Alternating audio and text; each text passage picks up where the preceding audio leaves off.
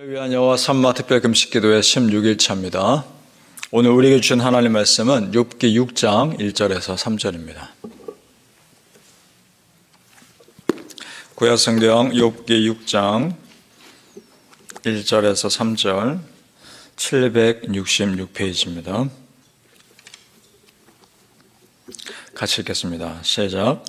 욥이 대답하여 이르되 나의 괴로움을 달아보며 나의 파멸을 저울 위에 모두 놓을 수 있다면 바다의 모래보다도 무거울 것이라.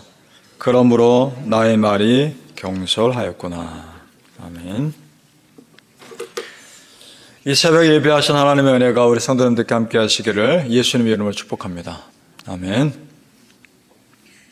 자, 어제 보았듯이 욥의 친구 엘리바스의 말 중에서 일부분은 욥에게 실제로 정말 위로가 되는 메시지였습니다. 그것은 엘리바스라는 사람이 욥을 진심으로 생각했다기보다는 그 과정 중에서도 하나님이 위로하시기 위한 역사하심이었습니다. 그러니까 욥을 힘들게 하는 사람을 통해서도 하나님은 그를 위로하셨던 겁니다. 따라서 우리가 문제 해결의 키가 하나님께 있다고 믿어야 할 이유가 바로 여기에 있습니다. 성도님들 계속해서 하나님 보고 하나님 집중해야 할 이유가 또한 이것인 줄 믿습니다. 상황이 아무리 복잡하고 안 좋아 보여도 정신을 똑바로 차리고 하나님께만 집중하고 있으면 그곳에서 소망이 있는 겁니다. 믿습니까? 그러한 욥 자신의 상황을 말하고 있는 구절이 10절입니다. 우리 같이 한번 읽어보죠. 10절 말씀 시작. 그럴지라도 내가 오히려 위로를 받고 그칠 줄 모르는 고통 가운데서도 기뻐하는 것은 내가 거룩하신 이의 말씀을 거역하지 아니하였습니다. 아멘. 그래도 하나님께서 뜻밖의 위로를 주시는 것은 내가 이전에 말씀대로 살려고 노력한 그것 보시고 그거 기억하시고 지금 나에게 은혜 주신다라는 고백인 겁니다. 여러분 생각해 봅시다. 욥이 아무리 의인이라도 100% 하나님 말씀 다 지켰겠습니까? 불가능한 일입니다. 욥 자신도 자기가 하나님 말씀을 온전히 지키지 못했다는 것 본인도 압니다. 그럼에도 이런 고백할 수 있는 것은 내가 그렇게 부족해도 그래도 조금 잘한 것으로 칭찬해 주시는 하나님이라는 걸 알기 때문입니다. 내가 조금 잘한 것 가지고 하나님이 나를 그래도 이쁘게 보시는 분이라는 걸 알기 때문입니다.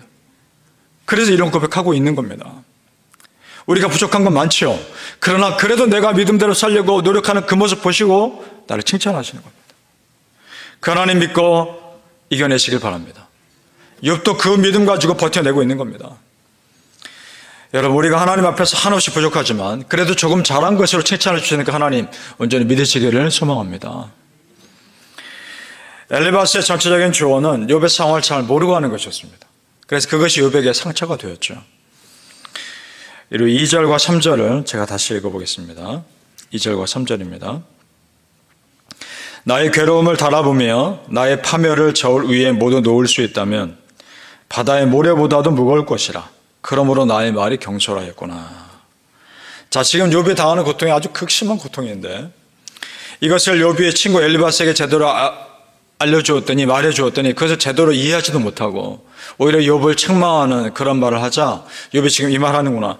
내가 너에게 경솔하게 말했구나. 이렇게 말하는 겁니다. 근데 이것은 오히려 반대적인 표현입니다.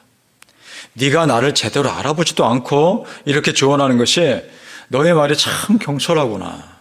반어적인 표현인 겁니다.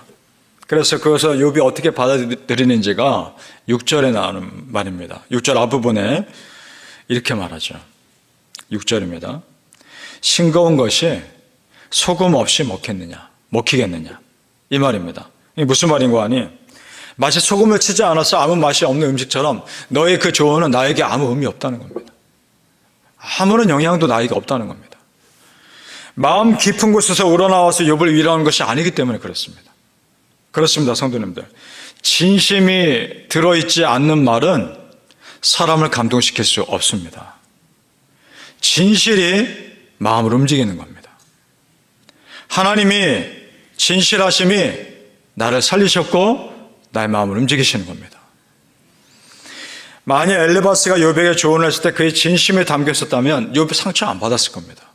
우리 어제도 지난 시간에 본 것처럼 내가 너라면 하나님께 간절히 기도했을 것이다. 이 말도 진심에 담겨 있었더라면 욥이 어떻게 받아들였을 것일까요? 아, 이 친구가 나를 정말 걱정하는구나.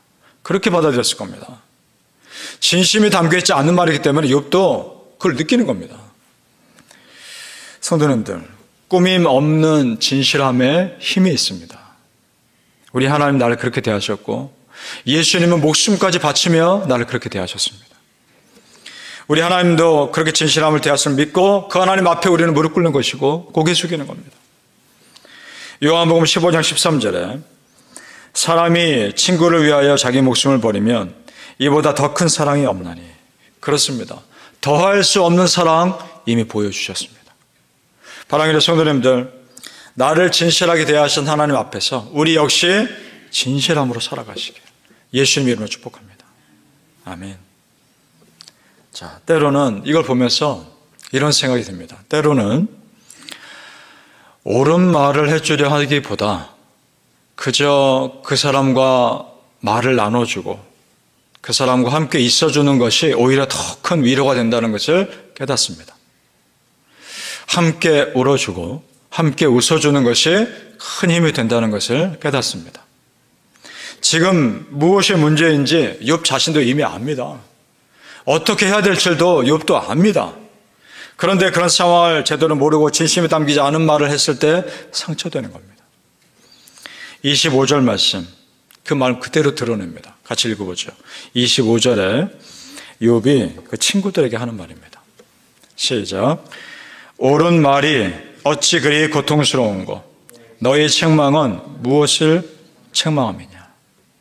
너희가 나에게 옳다고 하는 말이 나에게 얼마나 고통스러운지 너희 아느냐? 그 말인 겁니다. 여러분, 냉정한 지식보다 따뜻한 마음이 사람을 살리는 겁니다. 이것이 예수님의 마음이기도 합니다. 안식일에 병자를 고치신 예수님을 생각해 봅니다. 안식일에 예수님이 병자를 고치시는 모습 보고서 유대인들 중에 싫어하는 사람이 제법 많았습니다. 누구냐? 말씀을 안다고 하는 사람들, 제사장들, 바리새인들, 서기관들, 회당장들. 그들이 싫어했습니다. 안식일에 아무것도 하지 말라는 십계명 말씀을 예수님이 어겼다는 겁니다. 그런데 생각해 보죠. 십계명을 주신 분이 하나님이시죠. 예수님이 하나님 아닙니까? 그러면 그 십계명을 주신 하나님의 의도를 누구보다 더 정확히 아는 분은 예수님입니다. 그러면 정말 아무것도 하지 말라는 말씀이 아니라 예배에 방해되는 세상 일 하느라 집중한 세상 일에 마음 쓰느라 그런 일 하지 말라는 겁니다. 그러니까 안식일에 병들어 죽어가는 사람이 있는데 그 사람 고치지 말라, 그런 말씀이 아니라는 겁니다. 자, 어떤 회당장이 이렇게 말합니다. 누가복음 13장 14절에 회당장이 예수께서 안식일에 병 고치시는 것을 분내어 무리에게 이르되 일할 날이 엿새가 있으니 그동안에 와서 고침받을 것이요 안식일에는 하지 말 것이니라 하거늘. 평일에 와서 고침받고 안식일에는 아무것도 하지 말라, 이 말입니다. 이것은요, 아픈 사람의 마음을 모르는 겁니다. 그리고 병 고치시는 것을 보고 화를 냈다라고 되어 있습니다. 이것이 사람이 할 일입니까? 평일에 와서 고침받으라. 이것은 하나님 말씀을 머리로만 알고 십계명에 안식일에 아무것도 하지 말라는 걸 머리로만 알고 가슴으로 받아들이지 않은 겁니다. 그저 다른 사람 평가만 하고 있습니다. 그러자 예수님이 뭐라 합니까? 그 다음 절에 이렇게 말씀합니다. 주께서 대답하여 이르시되 외식하는 자들아 너희가 각각 안식일에 자기의 소나 나귀를 외양간에 풀어내어 이끌고 가서 물을 먹이지 아니하느냐, 이 말하십니다.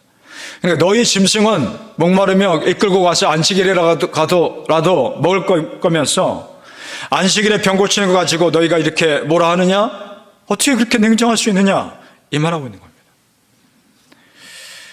따라 성도님들, 우리가 성경을 읽으실 때 글자를 읽지 마시고 아버지의 마음을 느끼시길 바랍니다. 따라서 성경을 읽을 때 다른 사람에게 적용할 것이 아니라 나에게 먼저 적용해야 합니다. 왜냐하면 이 성경은 내가 다른 사람을 평가하는 도구가 아니라 나를 바르게 볼 수 있는 거울이기 때문에 그렇습니다. 믿습니까? 사랑하는 성도님들, 오늘도 말씀 읽고 기도하시면서 하나님의 여러분을 향한 따스한 마음이 그대로 느껴지는 은혜가 있으시기를 예수님의 이름으로 축복합니다. 아멘. 기도하겠습니다. 아버지 하나님, 성경을 많이 아는 그러나 하나님을 사랑하지 않는 냉정한 사람 되지 않게 하여 주옵소서. 성경을 알아갈 때 아버지의 마음을 느끼게 하여 주옵소서. 예수님의 마음으로 말씀 바라보며 다른 사람에게 다가가게 하여 주옵소서. 하나님께서 우리에게 말씀 주신 의도를 정확히 알아가게 하여 주옵소서. 아버지, 이 성경 말씀이 다른 사람 평가하는 냉정한 도구가 되지 않게 하시고 나를 살리고 다른 사람을 살리는 따뜻한 하나님의 마음이 되게 하여 주옵소서. 오늘도 이 새벽에 나와 기도하는 성도님들 말씀 한 구절 한 구절이 새벽마다 들어갈 때 우리의 마음이 따뜻해지게 도와주시고 우리의 삶이 따뜻해지게 하여 주시옵소서. 메마른 마음이 있다면 그 마음에 녹여주시고 딱딱하게 굳은 마음이 있다면 그 마음을 다 풀어주시옵소서. 온전히 말씀이 얼마나 우리 성도님들에게 힘이 되는지 그것을 온전히 느끼게 하여 주시옵소서. 감사하며 예수님의 이름으로 기도합니다. 아멘.